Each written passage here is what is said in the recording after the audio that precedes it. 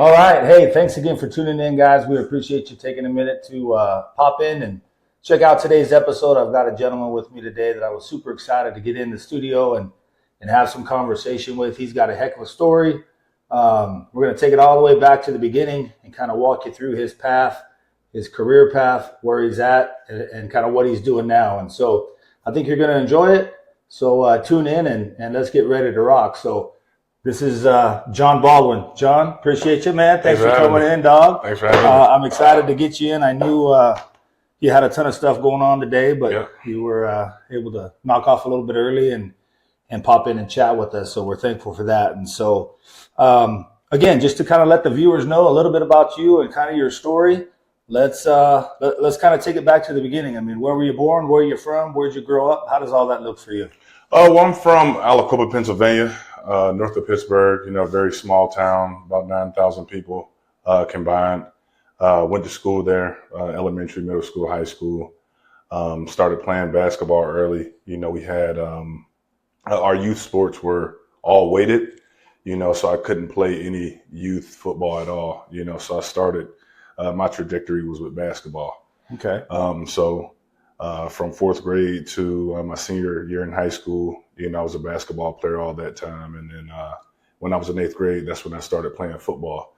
So I got a pretty late start, because of the weight limit restrictions for football. Were you just too big or what? Yeah, I was pretty big early on, right. So they didn't allow us to play up. You had to play with your age group, right, and your weight demographic. So I was unable to play, until eighth grade. So that's where I got my start. Okay. And so Aliquippa, now you said it's a small town, obviously. I would imagine with that being the case, it was probably relatively tight-knit, right? Community was tight. Now, I've heard of Aliquippa. I know a lot of, prominent NFL guys, NBA guys, like a lot of professional athletes have come out of that area. So, I know that they're producing some really good players in that part of the country, almost like Liberty City there in Florida. I just watched the show on that the other night, man. It was really, really good. So I'm sure they call it the Quip. Yeah, the Quip. Quip Town. Quip Town. Okay, all right, Quip Town. That's cool, man. And so played basketball and football in high school, I'm assuming. Get through that, you graduate. Obviously, recruitment's probably starting to pick up for you. What did your recruitment process kind of look like coming out of high school? So when I started playing football in eighth grade, where I'm from, it's very competitive. Football and basketball is super prominent there. Earlier on in that time, it was a lot of, gang violence and, drugs and things of that nature, people selling drugs and a lot of like murders and things like that. Yeah. But, it was different because, I was able to see, guys that were prominent players in the NFL. I'm getting to see these guys work out every single day. My mom was really good friends with Ty Law's mom. So, I would go and work out and I would see him working out. My dad would have me going up to the school. Every day I would do 500 push-ups, go to the school, do a couple figure eights. Nice. A lot of distance stuff to make sure I had that extra edge. So once I started to realize, that I could actually be something, I started taking it a lot more, serious, so the things I was telling you that I was doing, I started watching more football, because I was basketball initially, and then both of them conjoined together when I was playing football and basketball. Right. So I would say after my freshman year, I went to a camp, I ran a 4.3 at the camp.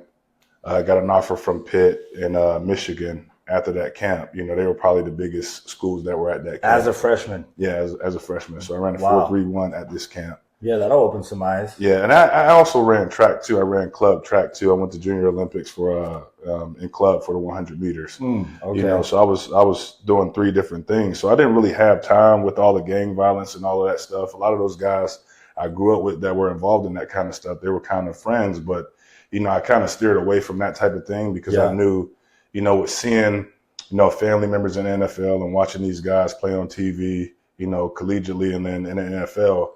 I knew if I wanted to do those type of things, I would have to separate myself from that type of action, So You had to lose a lot of friends.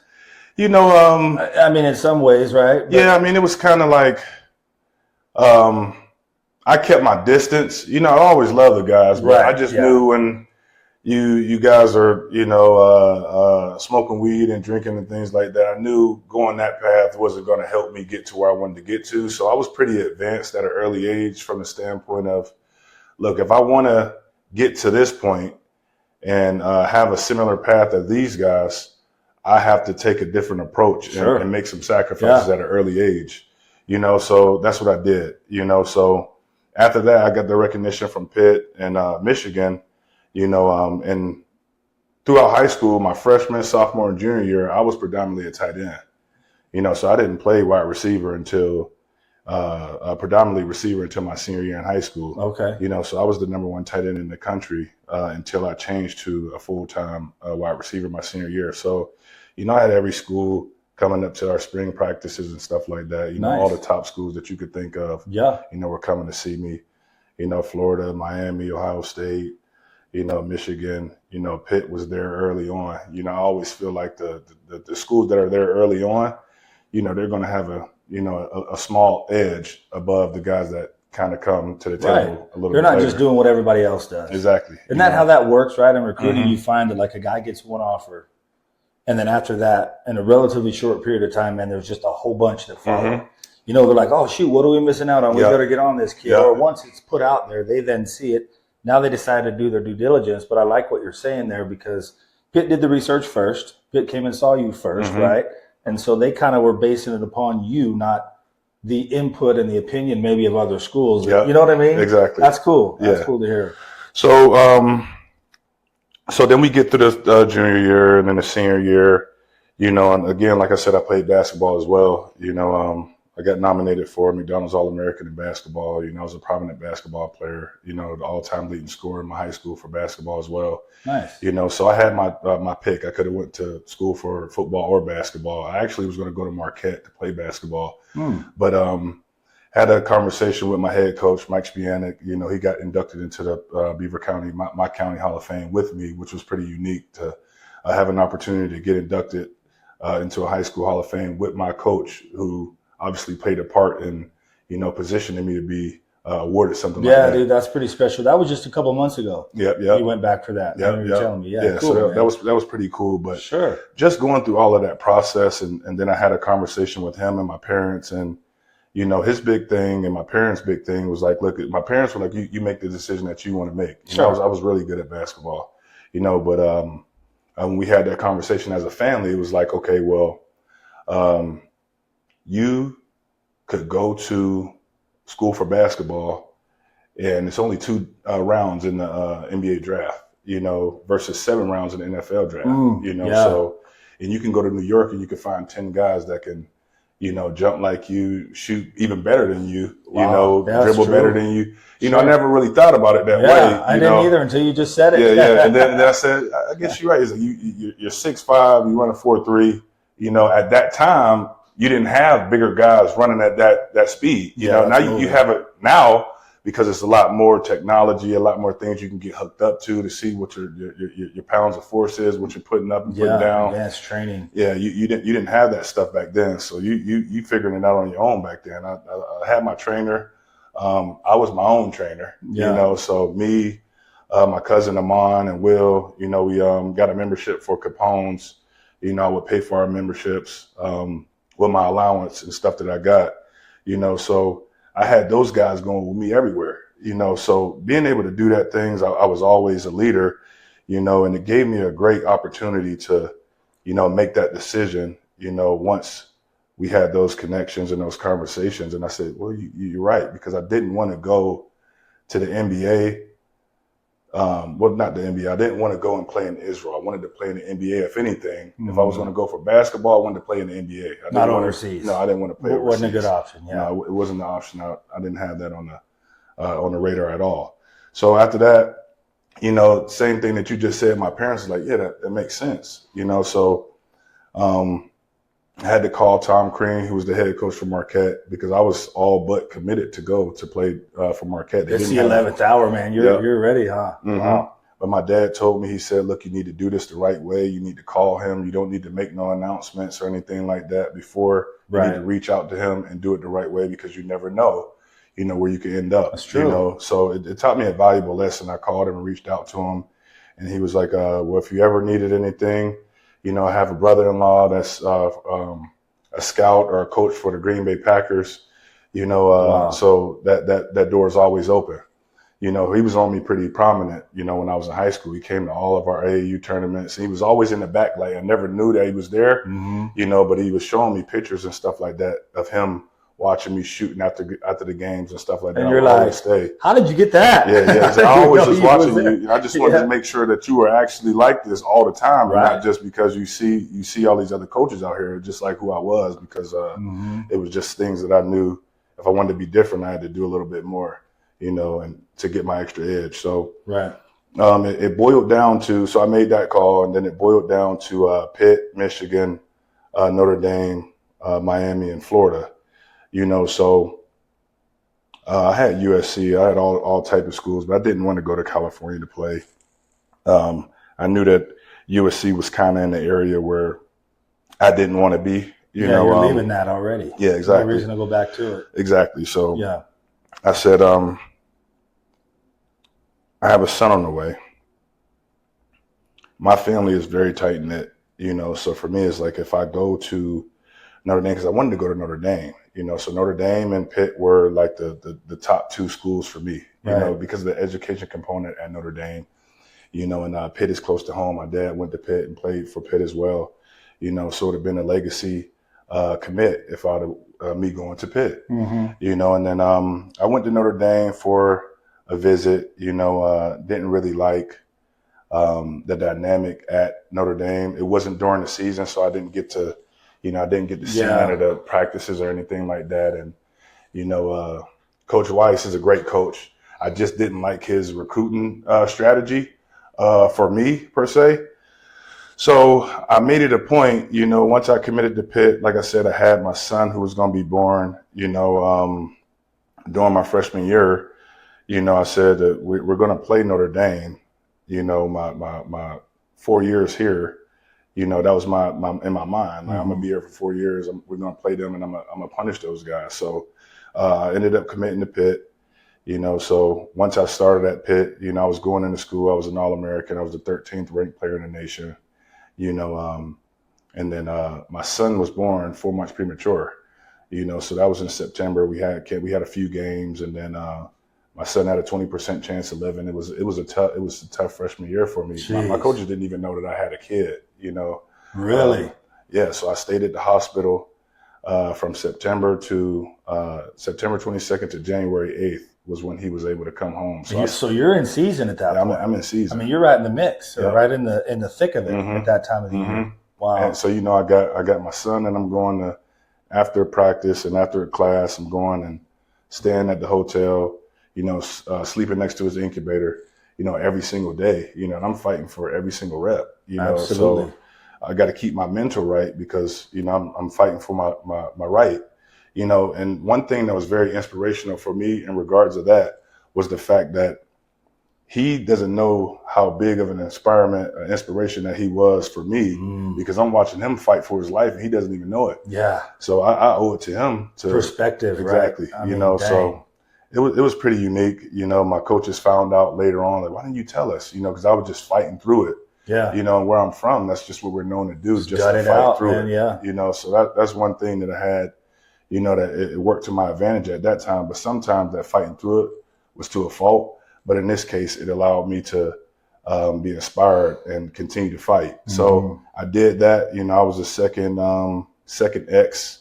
We had a red shirt freshman or sophomore receiver that was in front of me when I went to Pitt, and it was like basically like, yeah, you're not going to play over this guy, but that never stopped me from doing the things that I needed to do, always being first and all the running stuff, doing extra work, making sure my cardio was intact, going through the script prior to, especially during camp. A lot of these things, I was making sure that I knew what I needed to do in terms of the playbook, because you play a lot faster when you know what you're doing. That's a fact. And I'm from a small area, so we didn't have a playbook. We probably had 10 plays. You know what I mean? So all of that stuff was kind of new to me. Was it just get it to John? Yeah, pretty, I mean, John Wright. It wasn't that way. We really was a power school. We ran the ball a lot. So if I didn't get the ball in the first half, I wasn't going to get the ball at all. Right. We just gonna pound the clock. Right. Yeah. So, but no, it was pretty unique that freshman year. It was.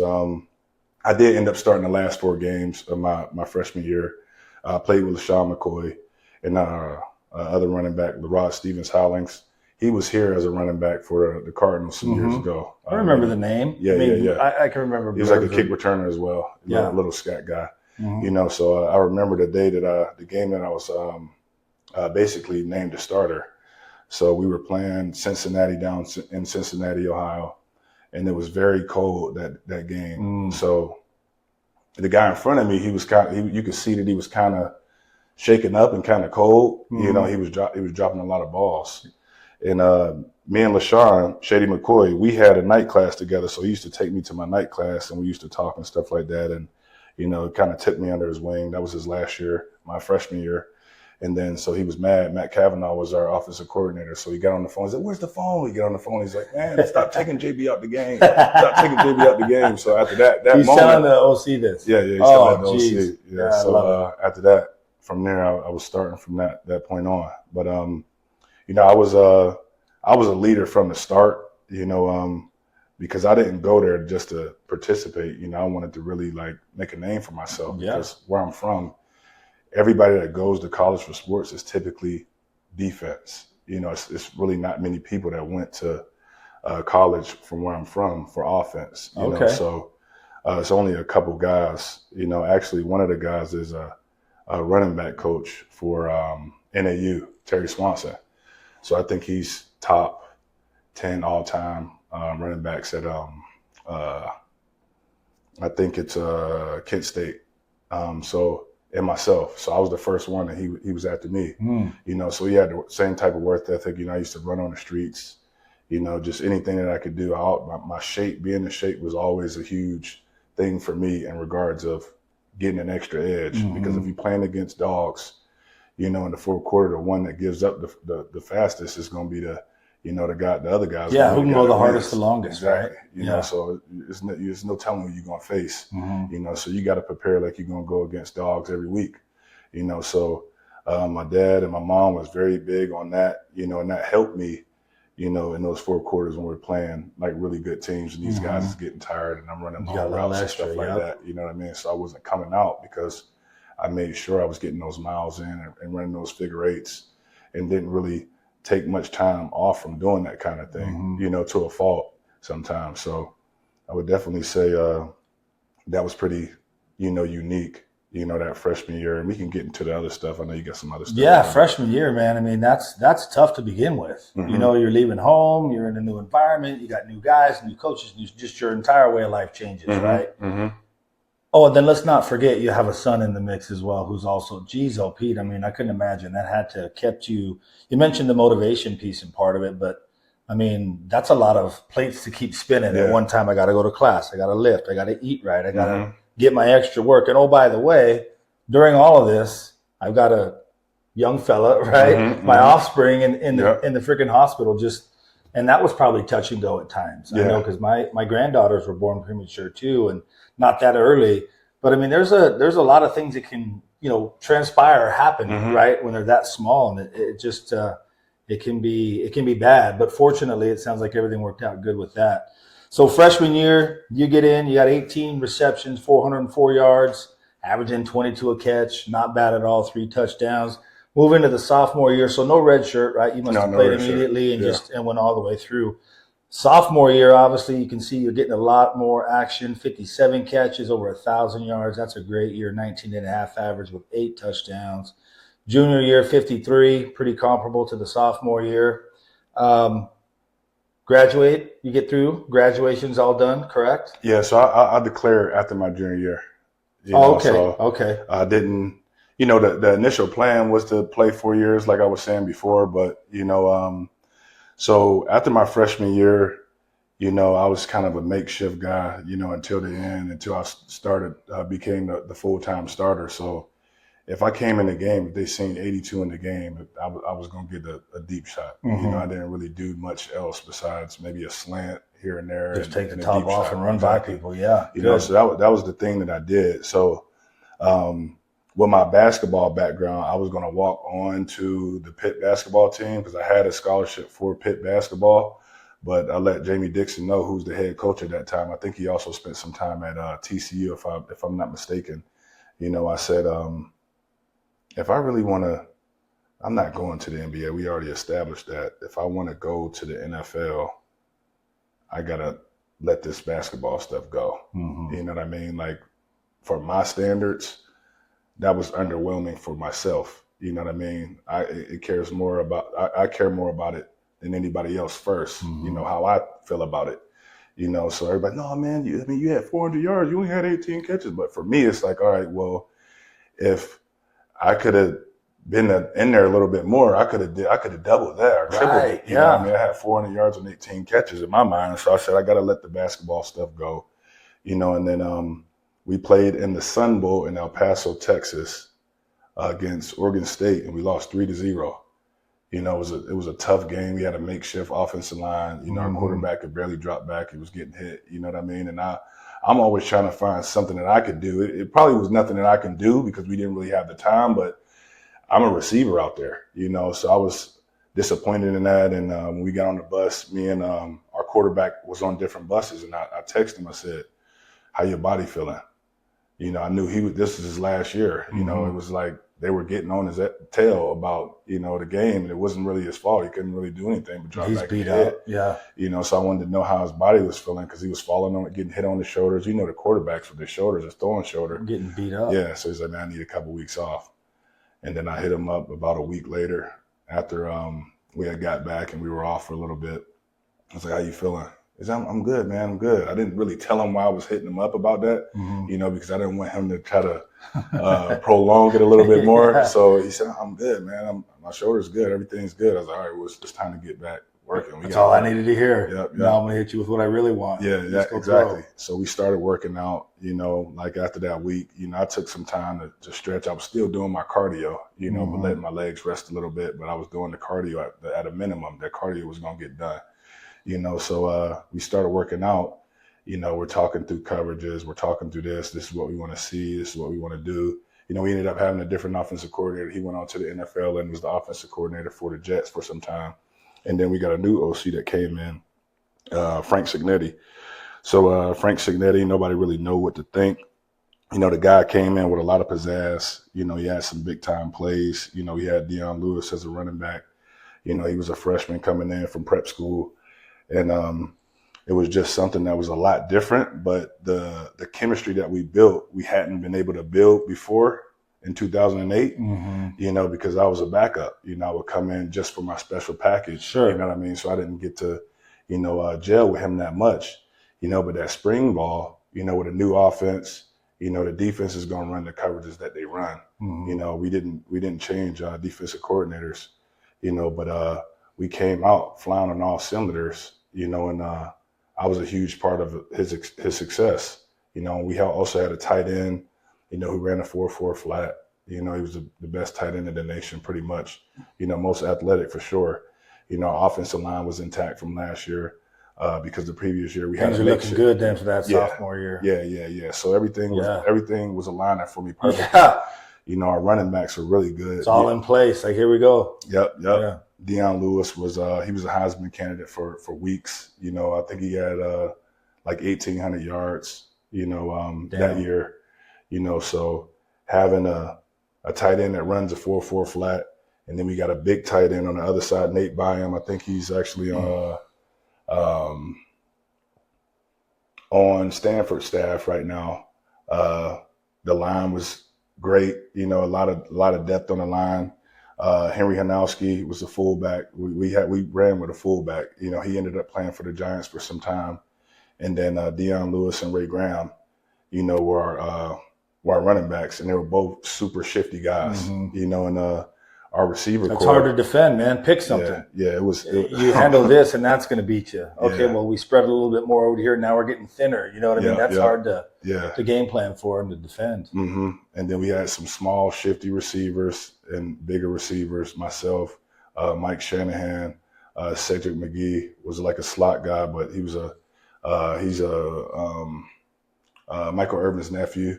So you learned a lot of things from that, you know, because he had a lot of different stems and stuff that he brought that we picked up on, you know. So, Bill Stahl had a lot of confidence. You know, he was my quarterback. He had a lot of confidence, you know, in us because of what we did in the spring, you know, and with those running backs, the play action was wide open for us, you know. And like I said, I ran the 4-3. I'm running by everybody.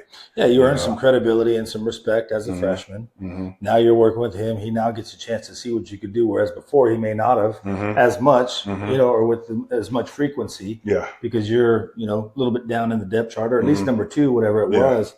Yeah, that's good. So you guys come out your sophomore year. You obviously had a great year collectively as a team. You guys do okay that year? Yeah, we were 10-3. Bowl game? Yep. Which one? I think it was the Meineke Car Care Bowl. Not the one that we wanted. We lost to Cincinnati in the Big East Championship. If we had beat Cincinnati, we lost to them 45-44. Ouch. Yeah, so our snapper, our holder. Okay, yeah, see, special teams. Yeah. Man, here we go. He dropped the hold on the field goal. Yeah, he dropped the hold. So we would have went to at least tied it. Yeah, went to OT. Yeah, we could have went to had OT. A shot. But that hurts messed us up. So that was hard. We'd have played Florida, and I would have got to go against Joe Hayden. I really wanted to. We all wanted to play against Florida. And I think it would have been a Sugar Bowl. Okay. So it kind of messed that up, you know, losing to those guys because, you know, you got to win that. Well, sure. You know, that championship if you want to go and play in a major bowl back then. It's right. It was different. Yeah, format, a lot different. Yeah, man, it was tough. But if I'm not mistaken, I think that was the first time we had won 10 games in a very, very long time. And I think before I got there, the biggest win that we had was 13-9 in 2007 to beat West Virginia and stop them from going to the national championship. Oh, okay. Yeah, dude, 10 wins in a college football season is good. I don't care what year it was. Yeah. And moving forward the rest of the way, that's a big number. Double digits, man. I mean, that's doing something. That's pretty special. It was pretty. And in that conference, I mean, you're playing some bangers too. You know, throughout your season there. Moving into the junior year, obviously you've got some recognition. You're probably number 1 on the depth chart, I'm assuming by now. Kind of the guy, the go-to, the favorite of your quarterback, and a dude that, you know, defenses are worried about now and starting to game plan for.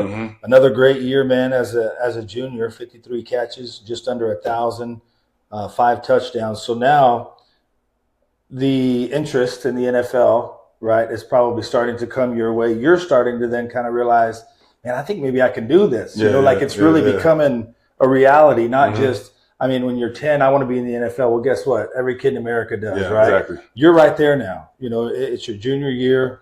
There's nowhere to go other than a senior year, right? Besides the NFL. So kind of walk us through that process. I mean, what does that look like? Who reached out to you first? Did you do a pro day? Or was it more so just your coach putting you out to his NFL connections? Or kind of how does that look after that junior year? So after my junior year, you know, it was kind of for our, per se, like our general manager for college on our team. Like he fired my coach. So Dave Ronstadt got fired. You know, I actually thought about, you know, coming back, you know, to be like number 1 all time. And, you know. For your senior year? Yeah, for my senior. So I had thought about it briefly, you know, but then I thought like, well, what if something happens, you know, and then, you know, that happened to so many people, you know, but then that happened. I said, nah, it was just a brief thought, you know, because I was like, I can, you know, maybe we can change the dynamic my senior year, you know, but then a lot of our linemen were leaving, you know, there was no certainty with how that would look. Right. You know, we had a new quarterback. That was going to be his first year starting. We actually came in together He's actually the offensive coordinator for UCLA, Tino Sinceri. But just didn't know, that would have been his second year. Like he was my quarterback my junior year. But it was just too much things that I was uncertain of, So me and Coach Wannstedt had a really great relationship. His biggest thing for me, during his time at Pitt was just like, meet me halfway. If you do the things that I know you can do, like you could be a first round pick. Yeah. So I called him after my junior year and I said, Coach, what should I do? I'm thinking about coming out. What you think I should do? He's like, well, just go put in for your grade, get your grade, and see what your grade come back as. And then once we get that grade, we can like have your parents come up here and we could talk about it. So it usually takes about a couple weeks for that grade to come back. After they analyze your film and things like that. So they analyzed my film. I got a first round grade. And he said it's a no brainer. You need to You gotta go. Yeah. You kind of have to at that point, right? And that junior year, I was dealing with some knee pain. I was dealing with knee pain, and we did the best we could do to manage it and stuff like that with my strength coach, James Smith, and I just like the way that I was feeling sometimes, I didn't know how much I got left. I don't know how much I got left. I can't really, so I thought about it and I'm like, well, I can fight through it and, I could just do some rehab stuff and then I'll be good. You know what I mean? I just really didn't know, and it just was just the right decision to do it, So I ended up coming out, and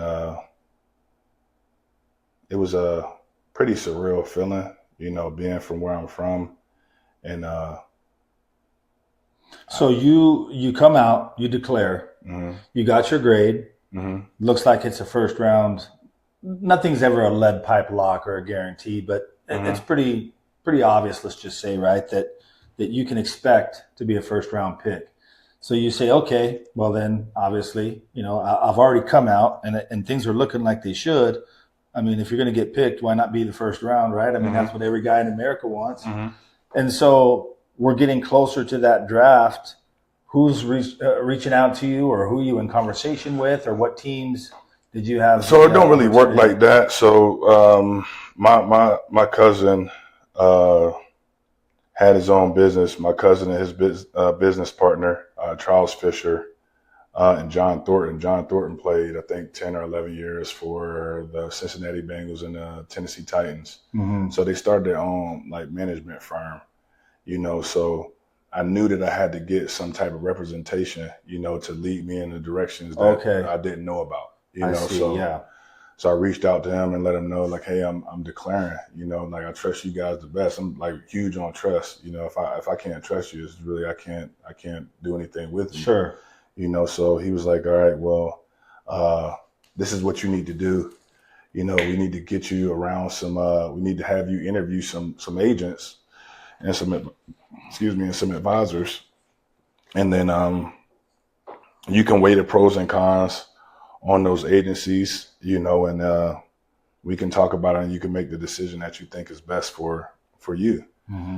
So we did that. We had some top agencies come in and fly into Pittsburgh, and we rented out a conference room. They were out there like waiting at the doctor's office, like one person come in and leave and the next person goes. So doing interviews, I guess, right? Yeah. So it was pretty unique, and then after it was done, I ended up deciding on one that wasn't going to be taking like multiple first or second round guys at my position. Because you're fighting for the same thing with having like multiple guys at the same position. You know what I mean? How do I know you're going to fight? It's hard for me if you got another guy over here that you could be fighting for the same way. That's true. So that was pretty important to me, and we ended up picking someone. And then a lot of people train out here in Arizona, so after we picked somebody, I declared on the 14th and I came out to Arizona on the 19th of January and 2011, and started training out here from January to before the combine. Okay. So after that combine, like actually during the combine, that's when you first get your interaction. If you are awarded to go to the combine, that's when you're going to get your first interaction with these NFL teams. Got it. Okay. Because it's not just you go to the combine and test, you actually interview with the teams that are interested in you, so I interviewed with like 20 teams, and then you got to do your all your blood testing and go to the medical and do all of that stuff, so I was in a good space at that point, where nothing came up on my medical, you got to do piss tests and things like with P tests and stuff like that to make sure you ain't on no type of drugs or blood tests, steroids, and all type of things. I could imagine they dug into you guys deep, man. Yeah. I mean, that's a big investment they're making. They want to make sure that you're, So then after the combine, so actually at the combine, I did an interview on NFL Network with Michael Irvin. So I'm a huge competitor. 2 weeks before the NFL combine, I pulled my hamstring. So it was like that next 2 weeks leading up to straight rehab, couldn't do any sprinting or anything like that, so I was super disappointed in that. Sure. But I said, however much we need to do this rehab, I'm running. I'm competing at the combine. This is a once in a lifetime opportunity. Like I watch. You can't just call in sick, man. No. And I know some people do just, I'm gonna do it at the pro day, but look, I'm on a national stage. Hell yeah. I got Julio Jones, I got AJ Green, I got Titus Young, I got all of these guys here, that I've been competing with, subliminally this whole year. Sure. And there's no way that I'm not going to compete against these guys on the national stage, so they were all asking me, we heard about the hamstring, are you still competing? I was like, yeah, I'm competing, so, and that's what I said in that NFL Network interview. Like, I'm coming here to walk away the number one receiver, taking off the board. And it didn't end up going that way, but like, that's always been my mentality, sure. Never backing away or shying away from any type of competition. I didn't hurt myself, by going and competing. I pretty much solidified where I was going to be drafted at. Good. These guys were at, more prestigious universities, not to say that Pitt is bad, but we're talking about, Georgia and Alabama, sure. Versus Pitt, right. So just, how it's viewed is I'm at a lower tier than, they're a little more well-known, whatever. Exactly. Okay. So, but I did lock up where I was drafted at, but so after that, then you'll go to those organizations, after the combine, you'll take visits. So where did I go? I went to Detroit, Kansas City, the Cowboys, the Ravens, the Steelers. That's easy. We share the facility. Where else did I go? Green Bay. Where else did I go? I mean, I went to a lot. You got to see a lot of different ways of doing things and facilities and people and all that stuff. The Bears, the Browns. Good to have options, the Bengals. Man. I went to a lot of them. So just talking to them about where they see me as a fit. Different things of that nature. How they do things there. So that's when you interact with the teams at that point after you go and interview with them. And then it's like, all right, well, we want to take this. It's just like if you're trying to get a job, you get your first interview. Your first interview for football is at the combine.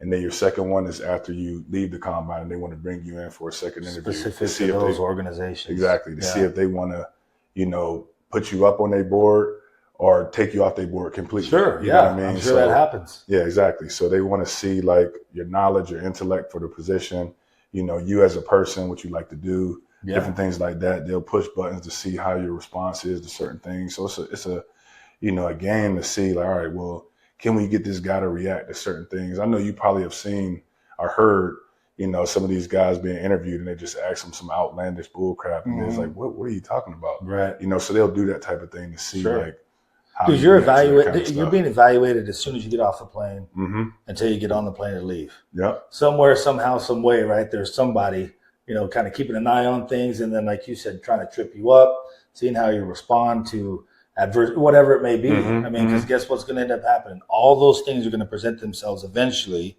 throughout the season in the locker room, in a game or whatever, Yeah. right? And so now they've got a little bit of a sample size to choose from to determine your true character, Mm-hmm. who you are as a man, as a person, as a player. Mm-hmm. All those things matter because, again, like we said, I mean, it's a business. Mm-hmm. They want the best dudes in the best spots for their business to be profitable in all the things that they're trying to do. So I get it. So draft day comes. What does that look like? Where are you at on draft day? All right, 1 second. So on draft day, I actually got invited to the combine, but I wanted to be home with my family. I wanted the city behind me. The city was very supportive of me. So we had a block party and had my family over, friends over. Big barbecue. It was a huge. What a day that was! I bet, huh? It was huge. So yeah, good. We were just watching the draft at my house. And then we get to like 18. I think Kansas City was at 20. And Kansas City was on me pretty heavy. Kansas City and the Ravens, they were on me pretty heavy.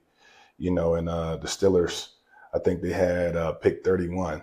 So those were the teams that I thought, if I'm getting drafted in the first round today, it's going to be one of those three. It's going to be one of those three. Yeah. You know what I mean? And I think Green Bay was there also, at 32 or something like that. One of the 31, 32 or somewhere around there. So 20 comes and the Chiefs, I think they traded their pick, and then the Ravens was at 25, I believe.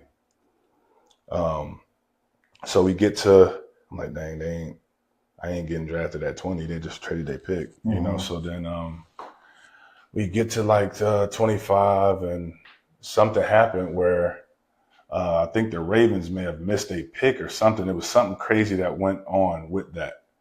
So I'm like, what's going on? Like, they didn't pick nobody. And then I got a call immediately as soon as 26 was on the clock. I get a call, and I actually was having bad service. So I'm like, hold on, what'd you say? No, what? No, hold on. No, not a good time to have that. Yeah. So then it started working. And everybody was pushing me and stuff. People push me up on the phone like, it's Kansas City. Yeah. So then they said I talked to Scott Pioli. I still actually talked to Scott Pioli. He was the general manager.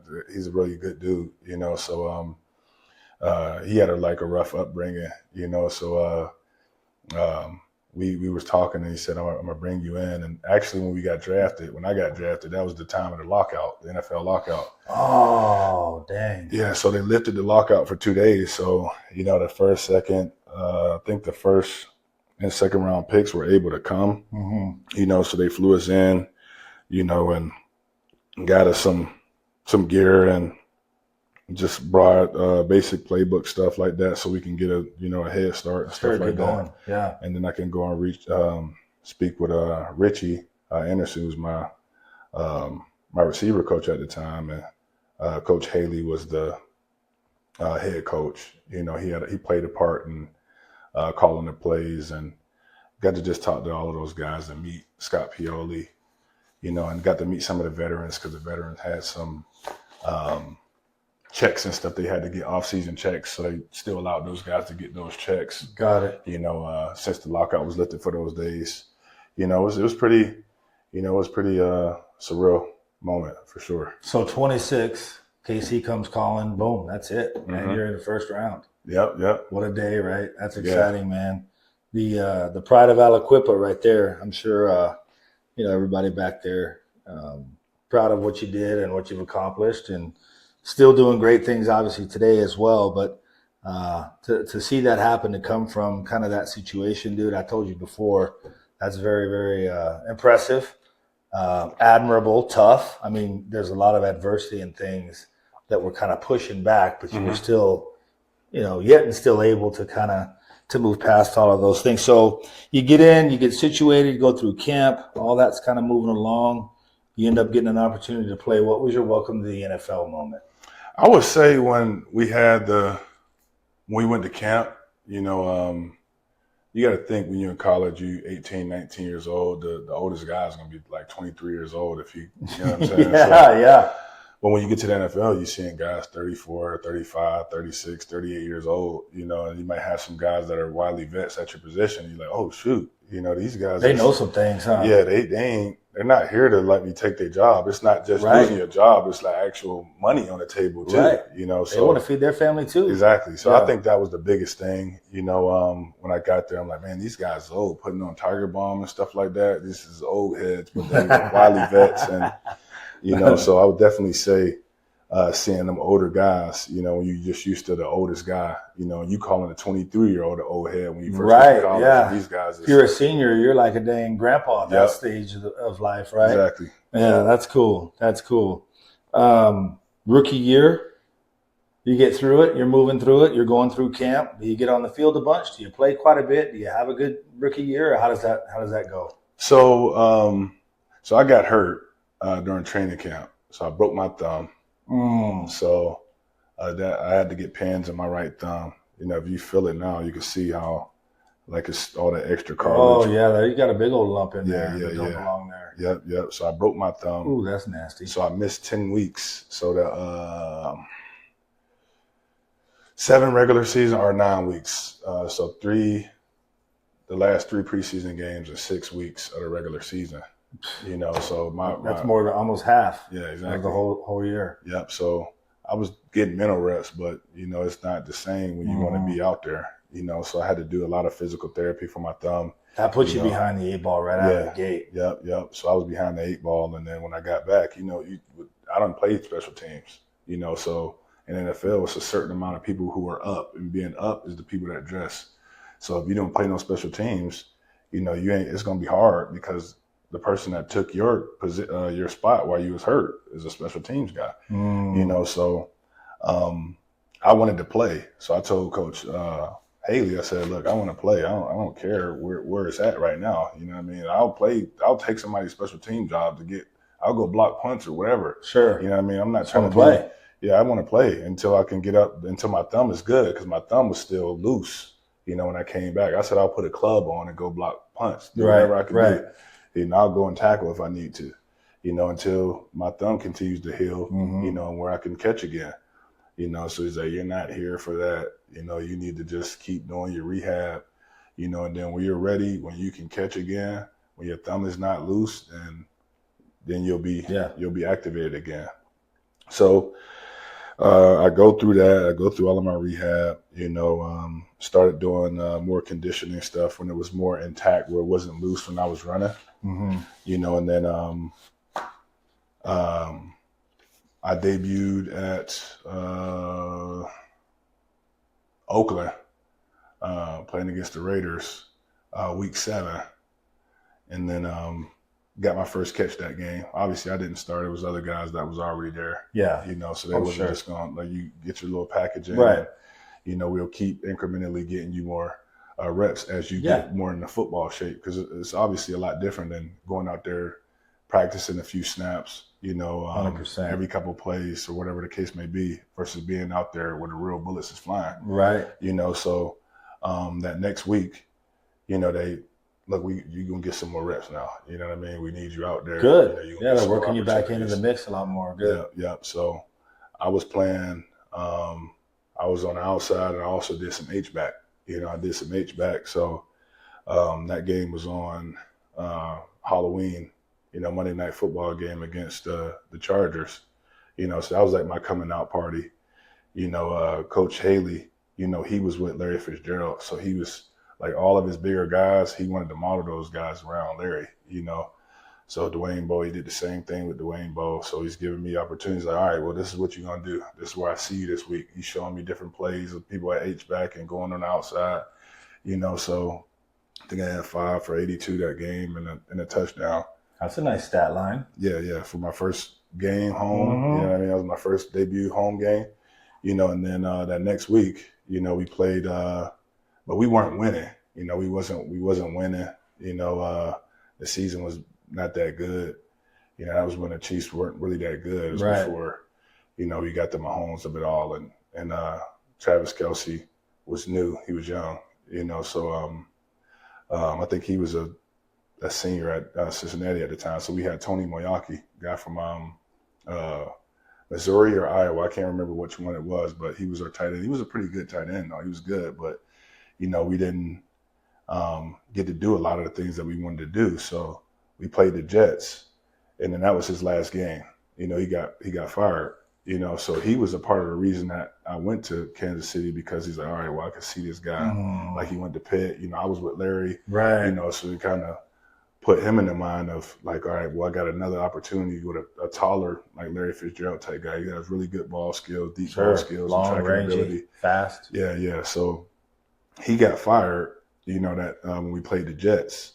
So in comes Romeo Cornell, a defensive-minded coach. So I always view defensive-minded coaches as guys that want to run the ball. They want to pound the ball. They don't want to turn the ball over. You know, as a defensive coach. And play good defense. Exactly. Yeah. You know, so you don't want to turn the ball over, you know, because on defense, they want to get turned over. So it was really just a ground and pound type of situation, and like one read, and that's what it was, you know. So once Todd Haley left, once he got fired, you know, it was just like the situation was totally different. It flipped it all the way around, huh? Yeah, the offensive coordinator wasn't, you know, he wasn't privy to nothing outside of what he knew. Right. And that was Dwayne Bowe and Jamal Charles, you know. So it was unfortunate, you know, that situation, because I'm just like on the back burner. You know, y'all brought me here to help him, you know, but every which way, you know, when it's a coverage where I can get the ball, y'all swapping me and giving it to him. You know, so it was kind of like the NFL is super political in regards to that,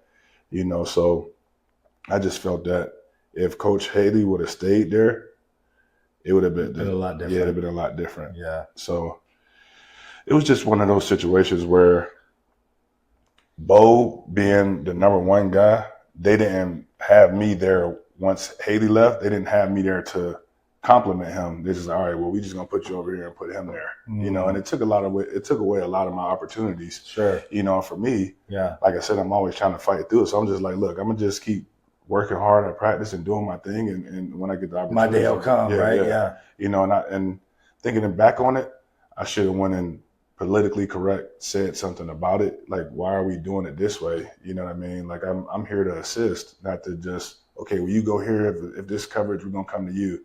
But you know, when you game plan, you running these, you know, you running these systems and these schemes based on what their tendencies are. So you already know what they're going to be in, you know. And I knew that, but I'm just like, okay, you know, I'm gonna just maybe they roll to something else, you know. So that's a tough spot to be in, though, too. You don't want to go contest, you know, and question and you know, kind of feel like that guy, right? Yeah. But at the same time, you got a leg to stand on. You do want to at least get some kind of an answer, you know. And I think it's justifiable to ask.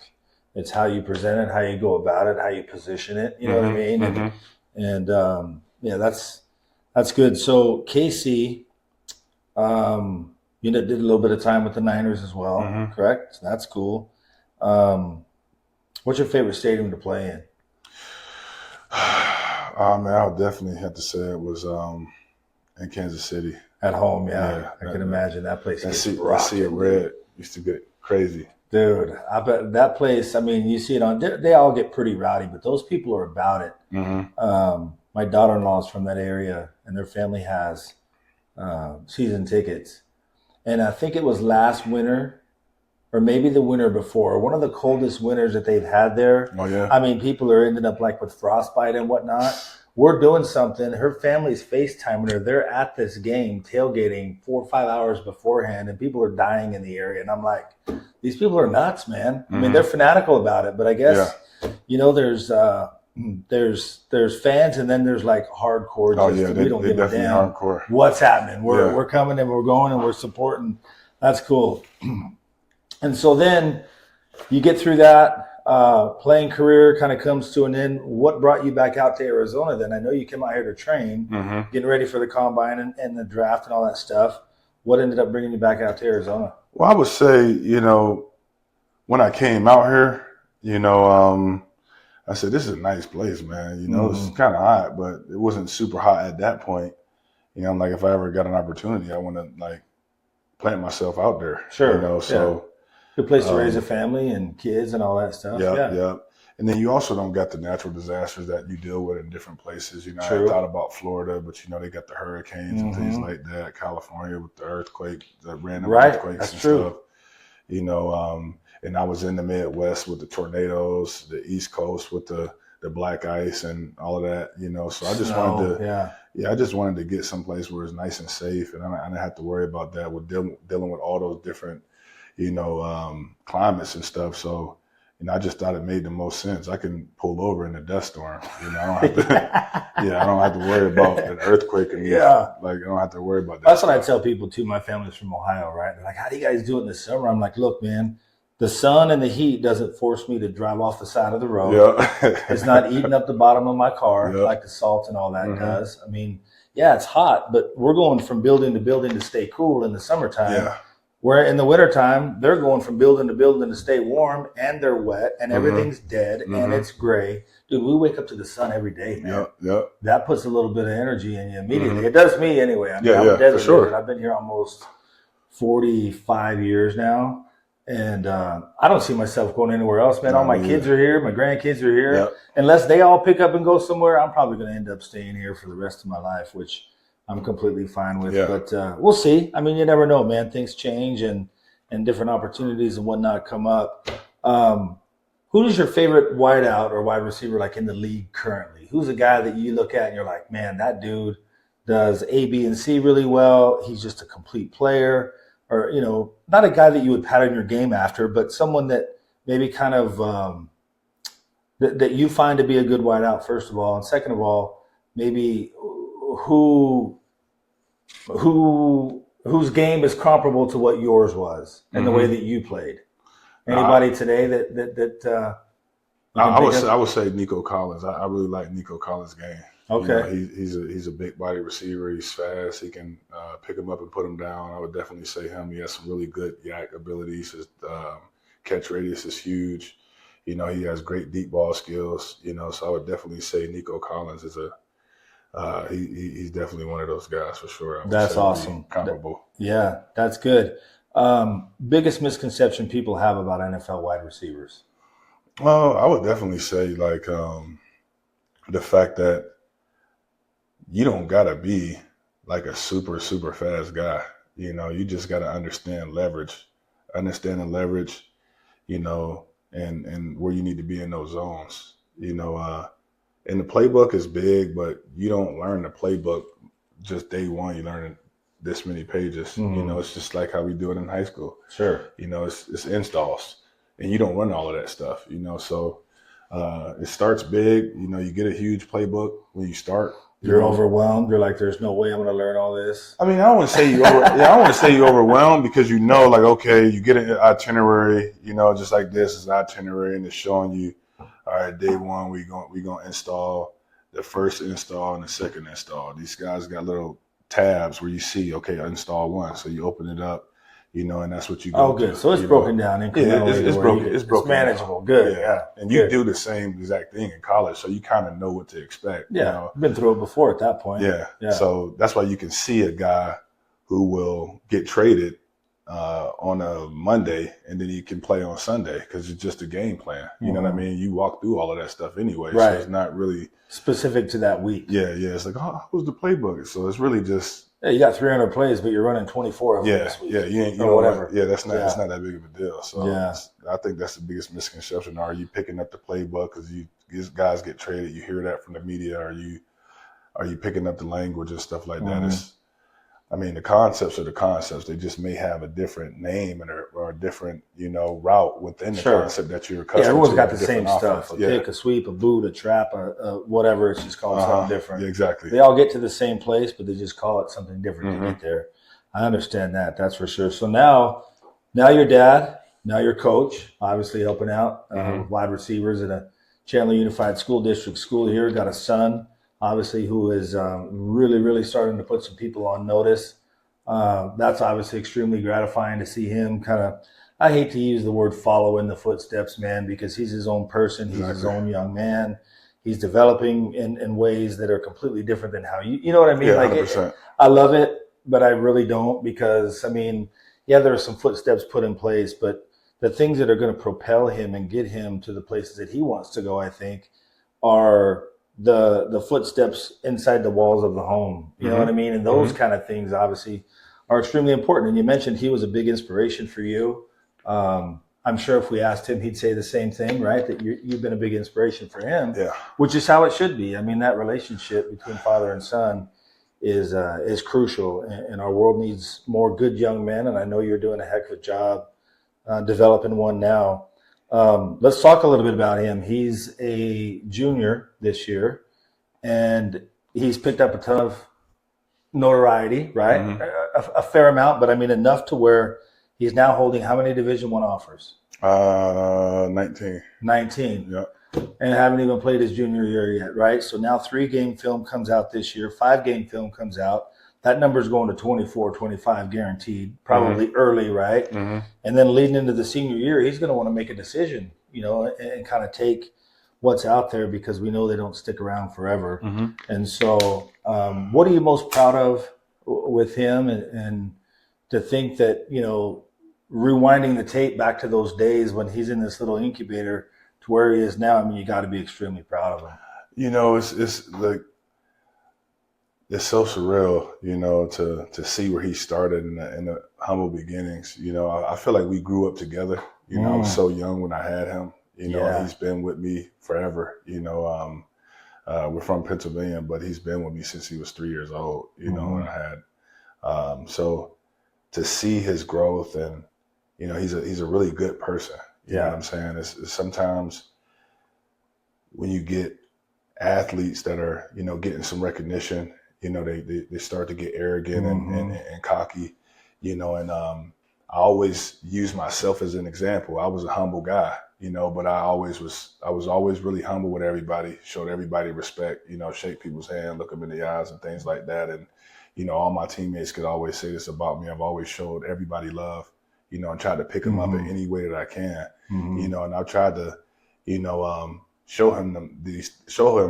these specific things so he can, pick up on some of that stuff. And I think he's been doing a really good job. I've always been his toughest critic, to prepare him for what he wants, So I've always said the type of things to him that are happening now, which my father did the same things to me, so we say to each one, teach one. My father did it to me, and now I'm passing it down to it's our responsibility, him, right? And hopefully at some point he can do that to his own children. So I definitely think that, he's learned a lot, never ran away from competition. He played, part of the time last year, but that builds character, when you fight it out, because in life you can't, if you're not where you want to be, you can't just quit your job, because it's getting hard, and that's something that I'm proud of, is him wanting to stick it out and fight through it, and because when you get to college, you're gonna have to do the same. Sometimes you just gotta embrace the suck. You gotta embrace it. It just sucks. But guess what? It is what it is. I'm where I'm at, and getting mad about it ain't gonna fix it, right? My buddy always says, just take your sorry pants off and get your ass in gear. I have the opportunity to be around him quite a bit, daily. With the relationship that you and I have coaching.